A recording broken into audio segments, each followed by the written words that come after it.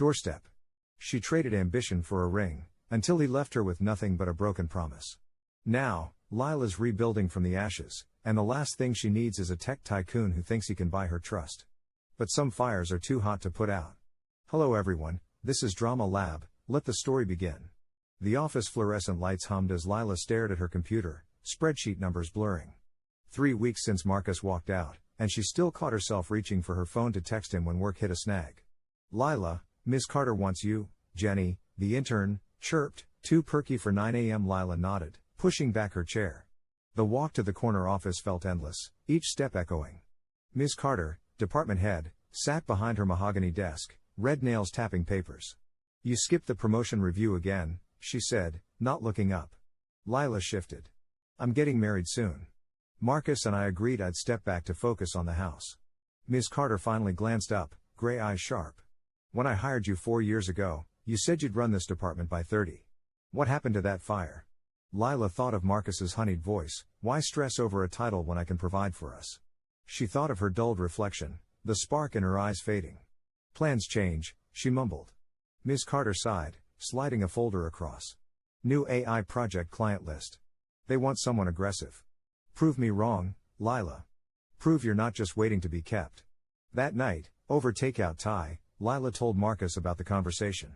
He scrolled his phone, barely glancing up. Promotions mean more work, babe. We don't need the stress. He bit pad Thai, sauce dribbling.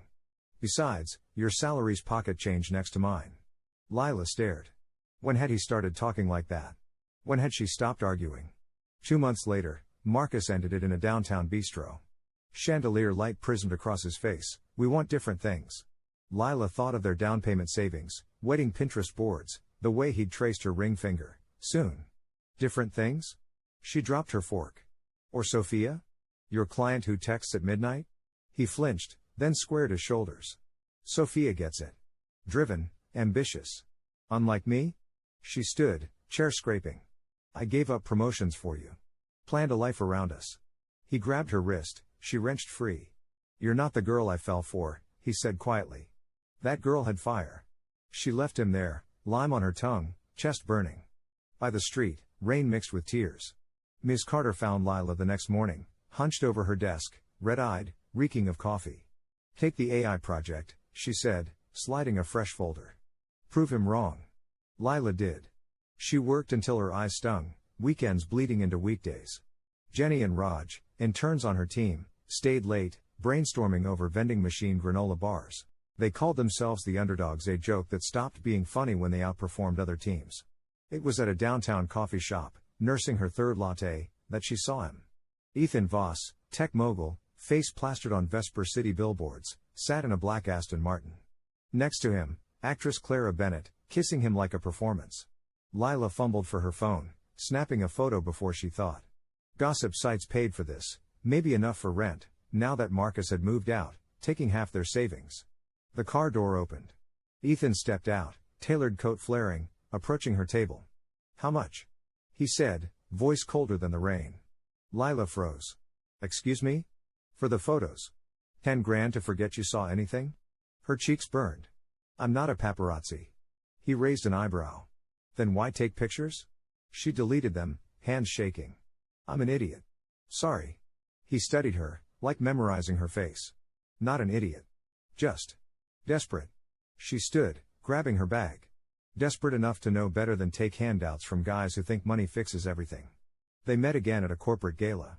Ms. Carter had dragged Lila, her thrift store dress clashing with sequins and silk. Ethan talked to executives, laughed low and easy. When he spotted her, he wove through the crowd. Ms. Lila. She sipped champagne, ignoring how his sandalwood cologne made her head spin. Lila, he repeated, testing the sound. Carter's team? The AI project? She nodded. How'd you know? He smirked. I fund it. Your proposal was unexpected. Unexpectedly bad? Unexpectedly bold. He held out a hand. A dance? To make up for the coffee shop. She should have said no. But his dark, playful eyes sparked something, excitement, the first since Marcus left. She took his hand. The dance floor blurred, but Lila focused on Ethan's hand at her waist, thumb brushing her spine. You're different from what I thought, he said, breath warm at her ear. Meaning? Meaning you're not here to network. Or hunt a husband. She laughed. Is that what they usually want? Usually.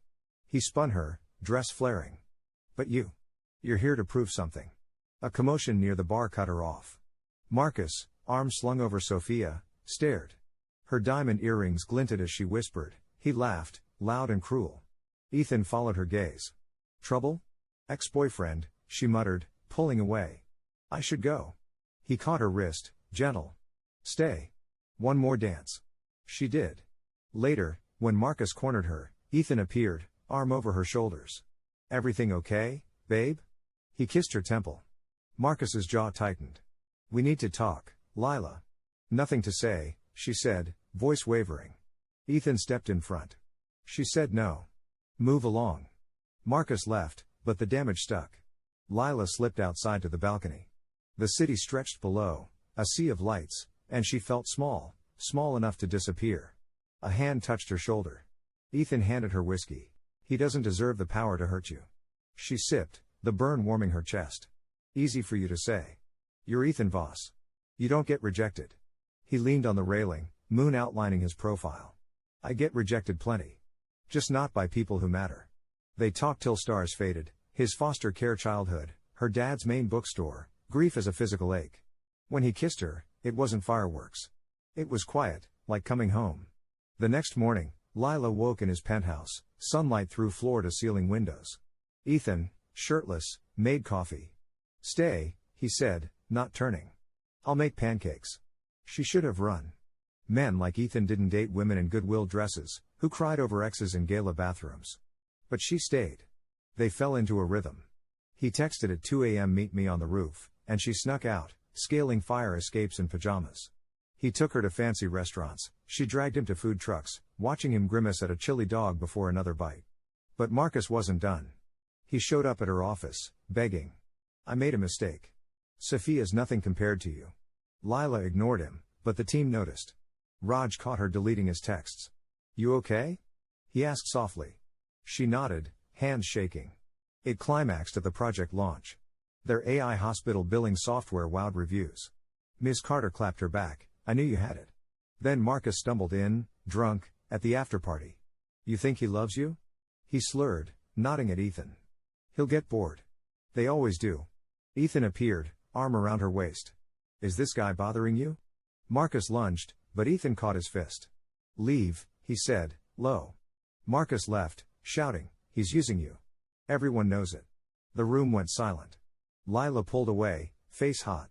Is he right? She asked, voice breaking. Am I just a distraction? He stared, eyes dark. No. But she saw the hesitation. She ran.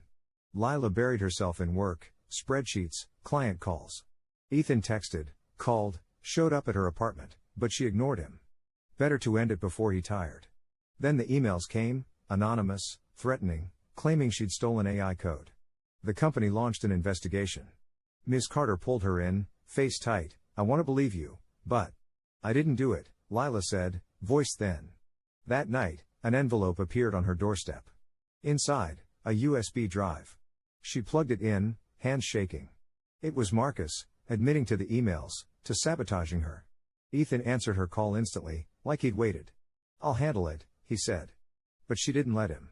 She marched into HR, drive in hand. Marcus was fired. The investigation dropped. Ms. Carter found her later, grinning. Told you you had fire. Ethan waited outside, leaning against his car. Can we talk? Lila nodded, sliding into the passenger seat. I'm sorry, he said, staring at his hands. For not telling the truth. I was scared. Scared you'd see I'm not worth the hype. She laughed, surprised. You? Ethan Voss, scared? Of losing you? Yeah. He turned, eyes earnest. I've never met anyone like you, Lila. You fight for things. For yourself. I want to be part of that. She kissed him in the parking lot, a passing car horn blaring. 6 months later, they moved into a loft with exposed brick and a park view. Ethan's expensive suits hung next to her thrifted jackets, his fancy coffee machine beside her chipped mugs. Ms. Carter retired, naming Lila her successor. The AI project went national, winning awards. Raj and Jenny ran their own teams, teasing her about dating up. Marcus sent a Christmas card yearly, a photo of him, Sophia, and their baby. She threw it away. Tonight, Ethan cooked, cursing over too many ingredients. Lila sat on the counter, watching him, flour on his nose. What? He asked. Nothing, she smiled. Just thinking. About what? About how far we've come. He crossed the kitchen, wrapping her in his arms. We're not done yet. She knew. The fire still burned, brighter than ever. And this time, no one was putting it out.